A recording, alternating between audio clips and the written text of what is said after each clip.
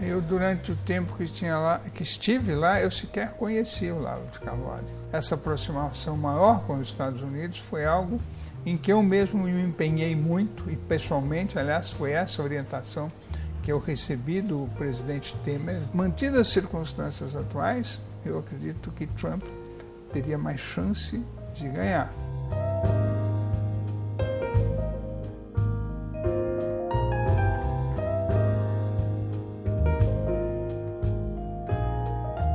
O que o senhor tem feito desde que deixou o comando da embaixada? Como está sendo a vida pós-embaixada em Washington? Ela tem sido muito ativa, porque eu cheguei, passei uma semana, 10 dias aqui, daí fui à China, voltei da China, comecei a me ambientar com novos trabalhos. Estou associado a um escritório de advocacia, Felsberg e Advogados, estou ligado à Fiesp, estou reiniciando a minha consultoria empresarial na área internacional, então não tem me sobrado muito tempo. Não é uma aposentadoria de verdade, né? O senhor está bem Formalmente ativo. é, mas eu acho que eu não gostaria de não ter nenhuma atividade. O senhor já estava aposentado quando aceitou a proposta para comandar a embaixada em Washington.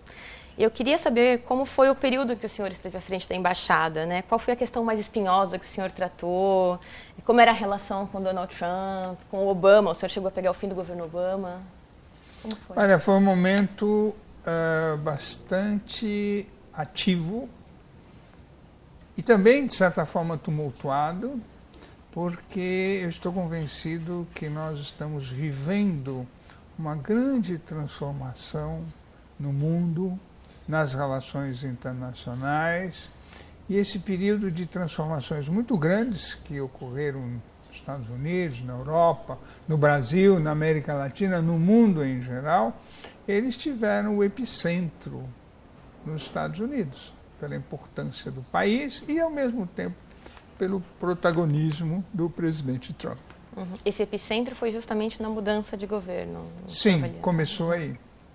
E as mudanças na política externa americana foram grandes, as mudanças na política interna também. E eu tive o privilégio de viver esse mundo em grandes transformações, transformações que foram, de certa forma, uma ressaca da globalização. A globalização talvez tenha sido muito grande ou muito rápida, e ela afetou a democracia liberal, ela levou a falta de capacidade dos partidos políticos em darem uma resposta às novas demandas da sociedade, levou à volta do populismo, à volta do protecionismo. Então, um momento de grandes transformações. Eu acho que para mim foi um privilégio estar num posto de observação privilegiado para observar, buscar entender e participar. A embaixada em Washington, nesse xadrez diplomático, ela é a mais importante, principalmente agora no governo Bolsonaro. E a gente tem visto recentemente imagens, vídeos, eventos em que o escritor Olavo de Carvalho participa na embaixada. O que eu queria saber é o seguinte: ele tem alguma influência, ou tinha alguma influência? Como que é essa atuação dentro da embaixada? O senhor esteve 3 anos por lá. Eu, durante o tempo que estive lá, eu sequer conheci o Olavo de Carvalho. Ele não era uma pessoa presente na embaixada. Eu só vim a conhecê-lo pessoalmente quando da visita do presidente Bolsonaro aos Estados Unidos e do jantar que oferecia a delegação brasileira. Uhum. Agora, nessa visita que ele fez em março, certo? Sim. O chanceler Ernesto Araújo foi seu funcionário na embaixada em Washington, correto? Ele era parte da sua equipe, né? Por pouco tempo. Ele era ministro encarregado dos assuntos de cooperação técnica, tecnológica, mas eu acho que nós cruzamos por cerca de 1 mês, 2 meses no máximo. Uhum. Mas a minha pergunta, na verdade, é outra.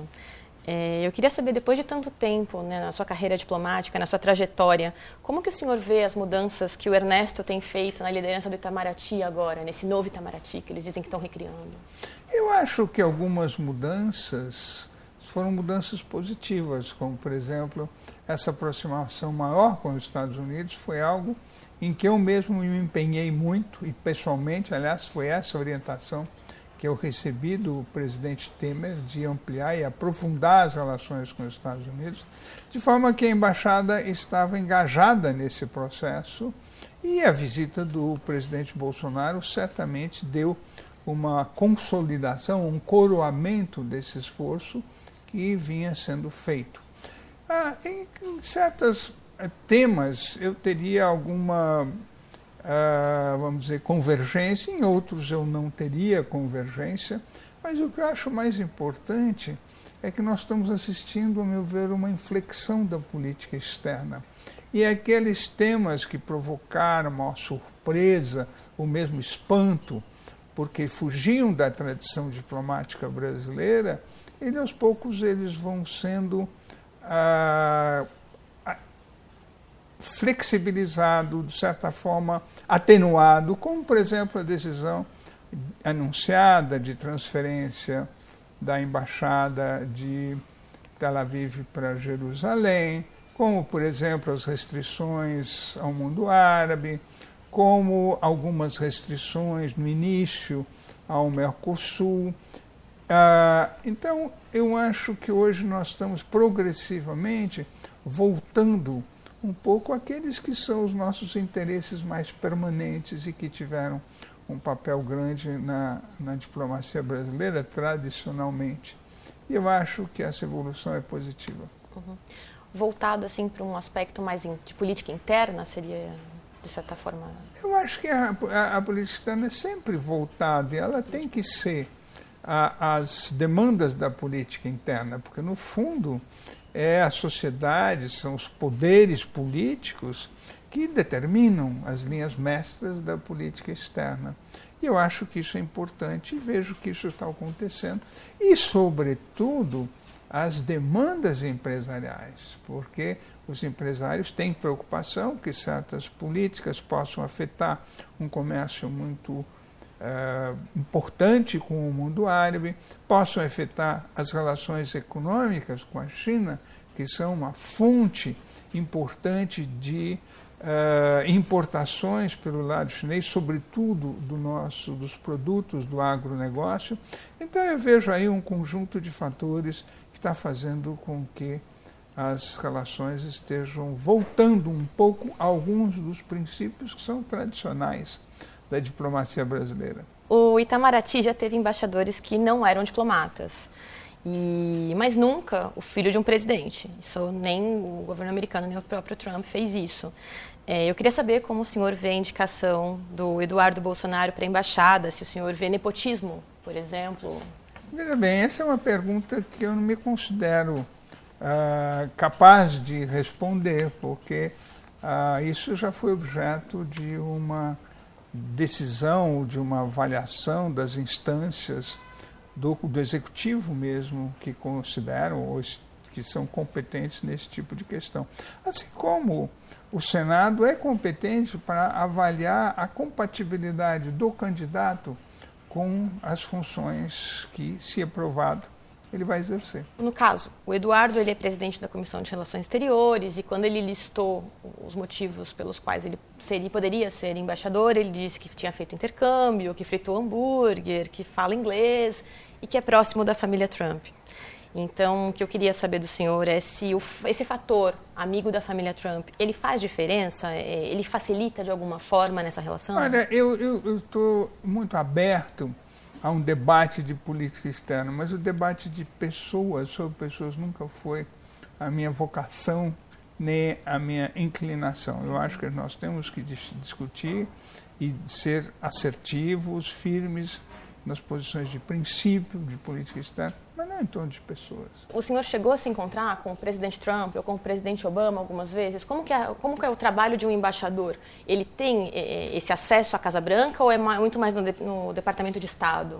Minha dúvida é mais nesse sentido. O embaixador tem acesso à Casa Branca quando a Casa Branca tem a iniciativa de convidá-lo, porque dificilmente um presidente, sobretudo nos Estados Unidos, onde há cerca de 200 representações de caráter diplomático, ele pode atender a demandas de embaixadores. Dificilmente a Casa Branca ou outro presidente de outro país poderá atender aos presidentes de outros países, quanto mais de embaixadores. Eu tive ocasião de me avistar com o presidente Trump quando ele fez um jantar para 4 presidentes, entre os quais o presidente Temer. E eu tive ocasião de ser convidado para jantar pelo genro do presidente Trump, Jared Kushner, com a esposa, na casa deles, num ambiente totalmente familiar, com os filhos por perto, porque eles tinham muito interesse em saber a minha opinião e a minha avaliação sobre a presença chinesa no Brasil. Legal. Quando foi isso? Isso foi, acho que no primeiro ano do presidente Trump, quando os assuntos sobre China afloraram como uma prioridade da política externa americana. Eu queria conversar um pouquinho a respeito dessa guinada do governo Trump para olhar com mais carinho para a América do Sul. A gente tem a questão venezuelana, a questão da Argentina mais estável e a própria eleição do presidente Bolsonaro, que fizeram com que os Estados Unidos passassem a olhar para a América do Sul especificamente com um pouco mais de atenção. Como o senhor vê essa guinada americana? Eu acho que é positiva, porque existem coisas importantes acontecendo. E eu acho que o México também mereceu atenção por causa da renegociação do NAFTA. Então ele teve um papel de protagonismo, inclusive também por causa da questão dos imigrantes. Mas certamente a América do Sul teve um papel distinto dos demais, protagônico, pelo fato de que a crise da Venezuela chamou muito a atenção dos próprios países sul-americanos, da Casa Branca, e é possível dizer que esta aproximação com a América do Sul, essa convergência que ocorreu no seio do Grupo de Lima com os Estados Unidos, talvez seja um dos pontos mais positivos da política externa do governo Trump, que em vários outros setores foi marcada por um impasse. Eu queria saber como o senhor avalia essa questão venezuelana, a questão do Guaidó, um presidente autoproclamado. O senhor vê alguma saída a médio prazo para a Venezuela? A saída é difícil, porque todos os países, corretamente, recusam a intervenção militar. E não havendo intervenção militar, a forma de provocar uma volta à democracia na Venezuela é por meio de isolamento político-diplomático, do qual nós participamos desde o início, inclusive com a suspensão da Venezuela do Mercosul, ou então as sanções econômicas que os Estados Unidos adotaram, e uma série muito grande de sanções e cada vez mais duras. Acontece que as sanções elas levam um tempo para exercer os seus efeitos, para provocar um enfraquecimento do governo venezuelano, e é isso que nós estamos vendo. A situação na Venezuela é insustentável. A pergunta é por quanto tempo. E a questão de uma intervenção militar, como o senhor veria isso? Eu acho que é descabida, porque nós sempre fomos contra a intervenção em países estrangeiros, não apoiamos essa ideia, com exceção de muito tempo atrás, por ocasião da intervenção à República Dominicana, da qual nós participamos, e eu acho que os países sul-americanos estão conduzindo bem o tema no âmbito do Grupo de Lima. Na sua trajetória diplomática, o senhor serviu na missão diplomática brasileira em Paris. Sim. E hoje o Brasil vive um dos momentos, talvez seja o pior momento na relação diplomática com a França. Eu queria saber como que o senhor está acompanhando isso, o que o senhor acha disso tudo? Olha, eu teria dúvidas em dizer que é o pior momento da relação diplomática com a França, poucas semanas depois de ter sido concluído o acordo entre o Mercosul e a União Europeia, que, a meu ver, foi um ponto de inflexão, foi uma grande mudança, com impacto muito positivo para os dois grupos, Mercosul e União Europeia. O que eu acredito é que existe um ruído, uma retórica exacerbada de ambos os lados, mas que isso tende a se atenuar na medida em que as forças da economia e da política venham a trazer todo o seu peso, porque o acordo é importante, ele é importante na economia, no sentido de que ele poderá e deverá retirar 4 bilhões de dólares de impostos sobre o comércio, ele poderá trazer novos investimentos e, de certa forma, os países e as indústrias já estão se preparando para isso e marca, sobretudo, uma decisão de ambos os lados de compartilharem os seus destinos. Isso é muito importante. Haverá sempre incidentes. Esse incidente que houve, eu acredito que tenha sido desnecessário, mas o próprio tempo vai mostrar que ele é apenas um acidente de percurso no contexto de uma relação que tem sólidos pilares e sólida sustentação na sociedade. Esse acordo com a União Europeia, ele ajudou numa espécie de reposicionamento do Mercosul, que passa a ganhar um fôlego, ganha um protagonismo não só para o Brasil, mas para a própria, Argentina, Uruguai, Paraguai. O senhor acredita que essa crise diplomática e até a questão ambiental, essa crise internacional que foi gerada pela queimada, pode afetar o Mercosul, esse fôlego que ele ganhou com o acordo da União Europeia? Eu acho que também para o Mercosul esse acordo foi muito importante, inclusive porque induziu uma convergência entre os países do Mercosul durante o processo de negociação com a Europa. Eles tinham que se entender para poder ter uma presença comum. E também permitiu um maior protagonismo.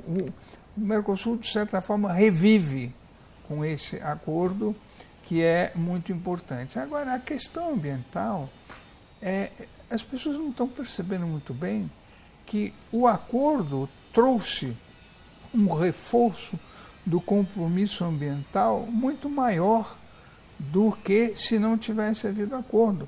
Não só as regras são mais claras, às vezes mais rigorosas, mas o capítulo ambiental do acordo entre o Mercosul e a União Europeia tem um sistema de solução de controvérsias próprio.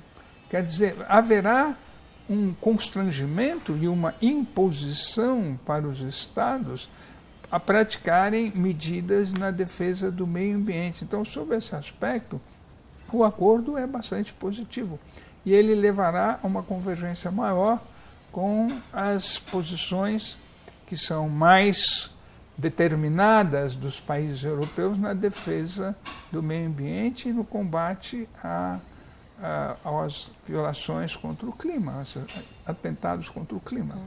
Esse constrangimento que a gente protagonizou nas últimas semanas por conta das queimadas, que também gerou toda a crise com a França, com a Alemanha, com a Noruega, o senhor acredita que ela teve força para tirar esse protagonismo gigantesco que o Brasil tinha na questão ambiental nas últimas décadas?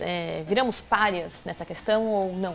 Veja bem, eu acho que essa questão foi ruim para a imagem do Brasil no exterior, que nas últimas décadas vinha se consolidando como um ativo para o país. Desde a Conferência do Rio 92, o Brasil operou uma mudança na sua postura e na sua percepção sobre a questão climática. Pouco antes de sair de Washington, eu participei de um jantar que tinha como conferencista um dos ícones do ambientalismo americano, que é Tom Lovejoy, e ele fez uma palestra para mostrar os progressos importantes que o Brasil havia feito na proteção da Amazônia, no qual ele é um especialista, e na questão ambiental. Este episódio das queimadas na Amazônia, ele, de certa forma, afeta essa imagem que o Brasil vinha construindo. Mas o fato é que se nós vemos o que o Brasil fez e aquilo que ele vai fazer em função dos compromissos que ele assumiu no acordo com a União Europeia, nós voltaremos a ser percebidos como um país que não busca atender ao que a comunidade internacional espera, mas que está cumprindo com o que a sociedade brasileira quer, porque a sociedade brasileira tem um compromisso com a questão ambiental, sobretudo entre os mais jovens. Nessa questão da imagem, tem um fenômeno que agora está ganhando um pouco mais de notícia, no caso, que é a paradiplomacia. Então, a gente tem governadores que estão buscando os governos internacionais em busca de investimento e estão vendendo aquela imagem do, olha, somos diferentes, não somos... Tentando descolar um pouco do governo federal. Queria saber como que o senhor vê a paradiplomacia nesse âmbito. Veja bem, essa postura dos estados, ela encontra um paralelo ou uma inspiração nos Estados Unidos, onde vários estados, sobretudo a Califórnia, saem pelo mundo mostrando que, apesar das medidas adotadas pelo governo federal, há um compromisso da sociedade, há um compromisso de vários estados com o meio ambiente. Eu acho que esse conjunto de medidas que poderão ser tomadas por estados, por jovens, pela sociedade civil, para mostrar o seu compromisso com a questão ambiental, é certamente positiva. E não entra em conflito com o Itamaraty, por exemplo? Não vejo por quê. Porque na sociedade brasileira existe. O Congresso tem várias manifestações de apoio, compromisso com a questão ambiental.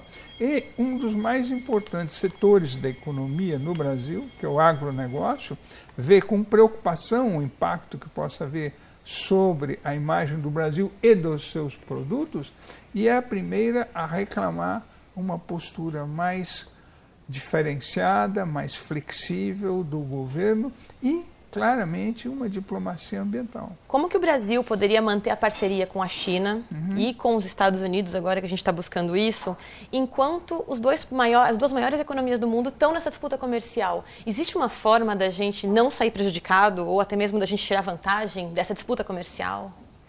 Veja bem, a dinâmica da disputa comercial nós não temos como influir. Mas o momento da disputa comercial poderá nos favorecer ou poderá nos prejudicar.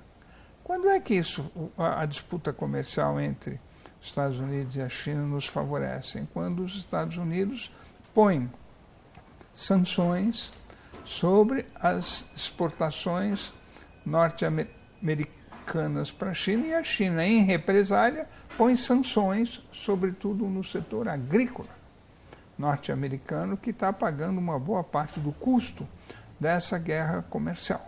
Não podendo comprar como comprava antes, um volume grande de produtos do agronegócio americano, a China passou a comprar do Brasil. E o caso mais notório é o da soja, em que no ano passado 86% da soja exportada pelo Brasil foi para a China. Muito bem.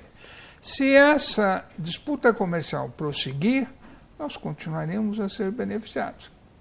Se houver um acordo que leve a um desvio do comércio chinês do Brasil de volta para os Estados Unidos, nós poderemos ser prejudicados.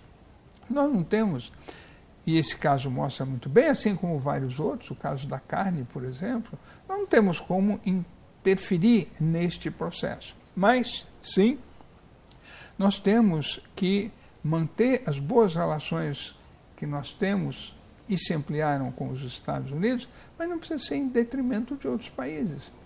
E nós podemos também manter relações econômico-comerciais muito positivas com a China, porque nós temos uma grande complementaridade econômica.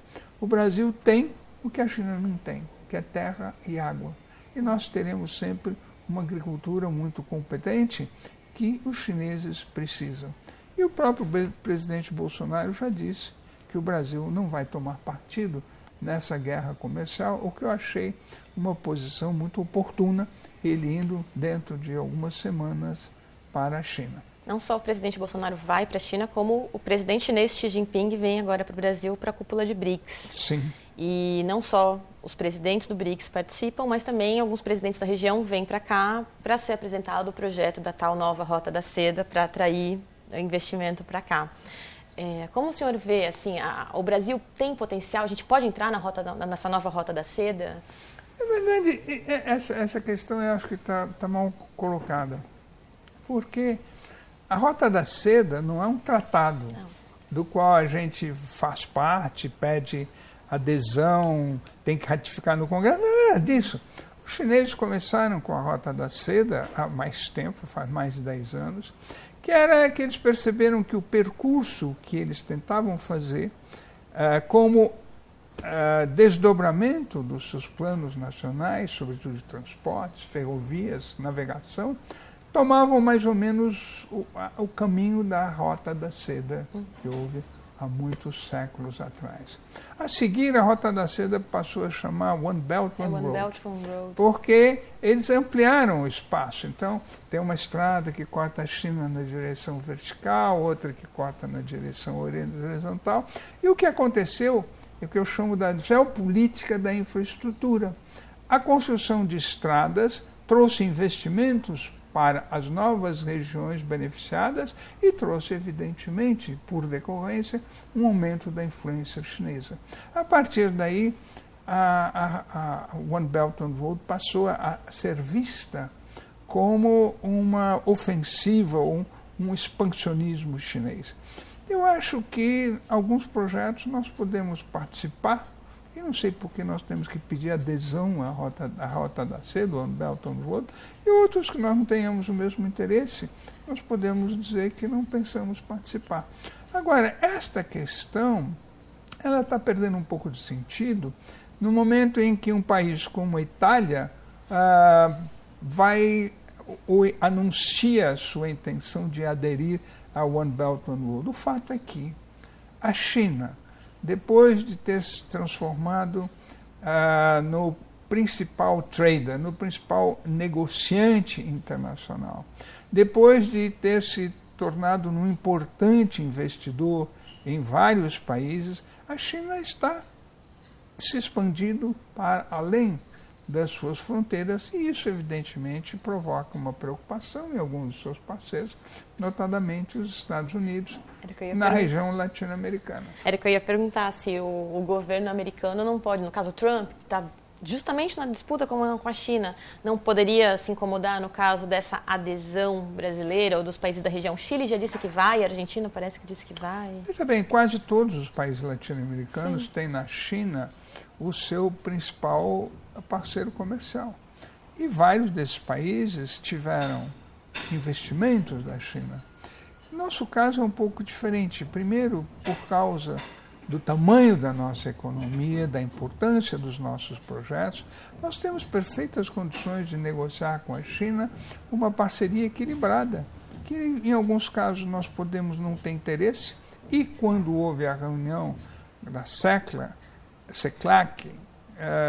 se não me engano, no Chile, nós dissemos claramente que nós não íamos colocar os nossos projetos sob o guarda-chuva da One Belt, One Road. Isso eu não considero uma questão relevante e nem mesmo importante. O fato é que a expansão chinesa, a disponibilidade de recursos financeiros para custear os investimentos, está levando a uma expansão da China. Agora acontece o seguinte: os países estão necessitando de investimentos. Nós estamos vivendo um momento de retração dos investimentos em escala mundial, que preferem aplicar recursos, os investidores, em títulos do governo americano, do que investir em situações que, dada a instabilidade da economia mundial, podem ser de risco.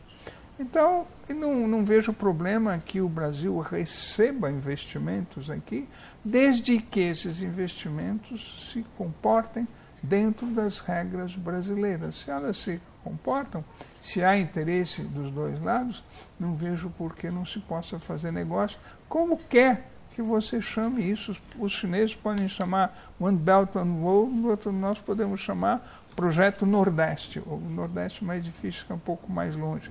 Mas pode chamar como quiser. O fato é que os investimentos, eu acredito, e essa é a posição, sempre foi do governo, os investimentos se contribuem para o nosso desenvolvimento e se comportam dentro das regras que nós traçamos para investimento, não tem por que nós impedirmos ou querermos impedir. Em relação à Argentina, a gente sabe que hoje a Argentina está numa gigantesca crise econômica, uma crise que é muito semelhante ao fim da década de 90, começo dos anos 2000, quando o senhor estava no governo FHC, então acompanhou um pouco mais de perto, né, o que aconteceu por lá. Eu queria saber como o senhor vê esse momento atual do governo argentino e, considerando que a chapa da Cristina Kirchner e do Alberto Fernandes tem tudo para ganhar agora em outubro, isso abala de alguma forma essa guinada à direita que o nosso continente deu nos últimos anos? E desequilibra de alguma forma? Brasil e Argentina, guardadas as proporções, têm um papel de um motor no processo de integração semelhante ao que tem na Europa, o eixo França-Alemanha. E seria uma pena se, por motivos quaisquer que sejam, a Argentina e o Brasil não tivessem com o passo afinado. O grande problema do Mercosul é que há períodos em que o Brasil vai para um lado, a Argentina vai para o outro.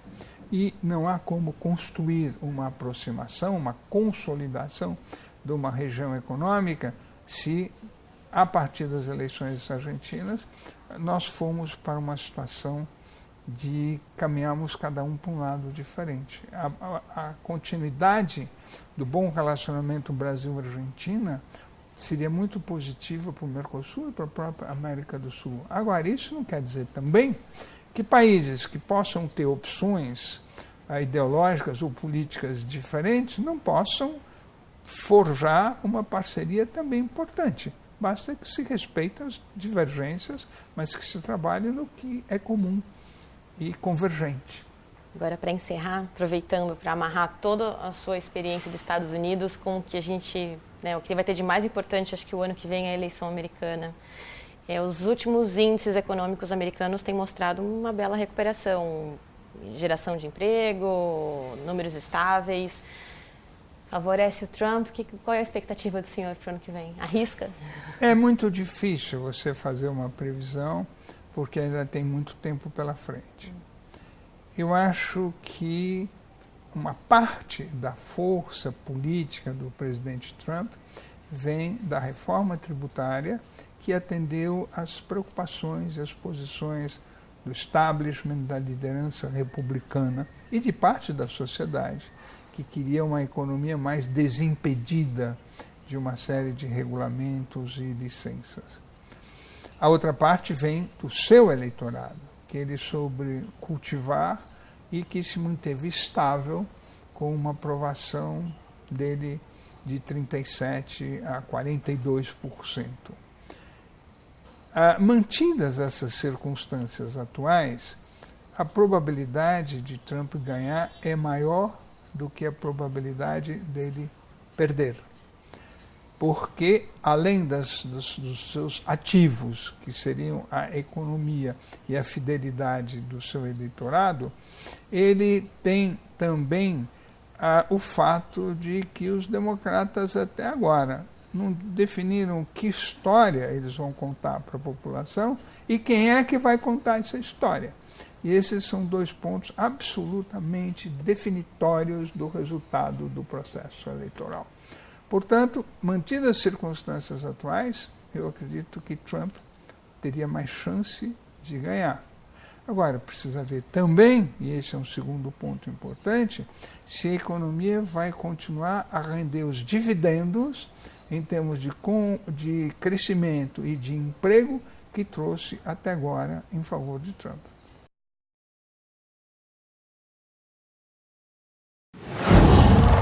Qual?